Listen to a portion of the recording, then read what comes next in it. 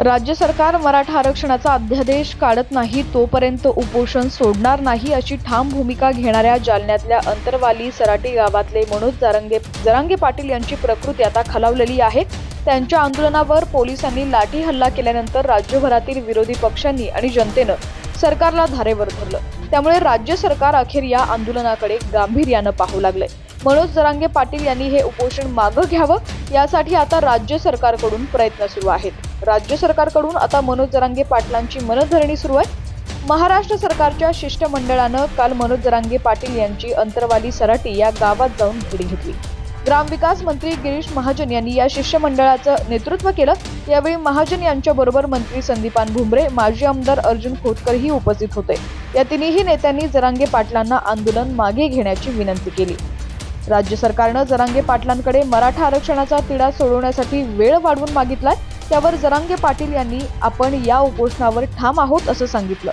तसंच उपोषण मागे घ्यावं यासाठी माझ्यावर दबाव आणू नका अशी विनंती जरांगे पाटलांनी गिरीश महाजनांना केली।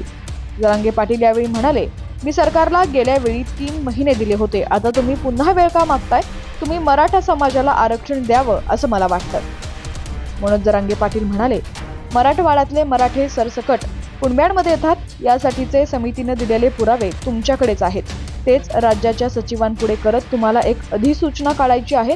तुम्ही वरिष्ठांसह सगळ्यांना म्हणायला पाहिजे की आपण जर मराठा समाजाला आरक्षण दिलं तर हा समाज आपला होईल।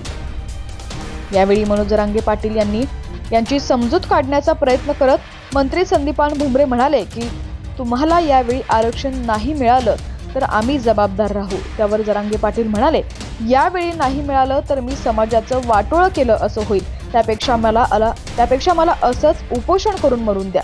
मी असाच उपोषण करताना मेलेला बरा, कारण मी सगळ्या समाजाला शब्द दिलाय। आता शेवटचं लढतोय। यावेळी आरक्षण नाही मिळालं तर एकतर माझी अंतयात्रा निघेल, नाहीतर मराठ्यांच्या आरक्षणाची विजय यात्रा निघेल। जरांगे पाटील एवढ्यावरच थांबले नाहीत। ते म्हणाले, मी सगळ्यांना सांगितलंय, बाळांनो, मी जर जगलो तर तुमचा आणि मेलो तर समाजाचा, त्यामुळे मी असाच मेलेला बरा। मी 4 फेब्रुवारीपासून लढतोय। जरांगे पाटलांनी इशारा दिल्यावर ग्रामविकास मंत्री गिरीश महाजन म्हणाले, अशी मरण्याची भाषा करू नका। त्यावर मनोज जरांगे पाटील म्हणाले, राज्यात कायदा सुव्यवस्थेचा प्रश्न निर्माण होऊ नये म्हणून आम्ही शांततेच्या मार्गाने आंदोलन करतोय। आम्ही ही शांततेची लढाई सुरू करतोय, पण तरी सुद्धा तुम्ही आमची डोकी फोडली।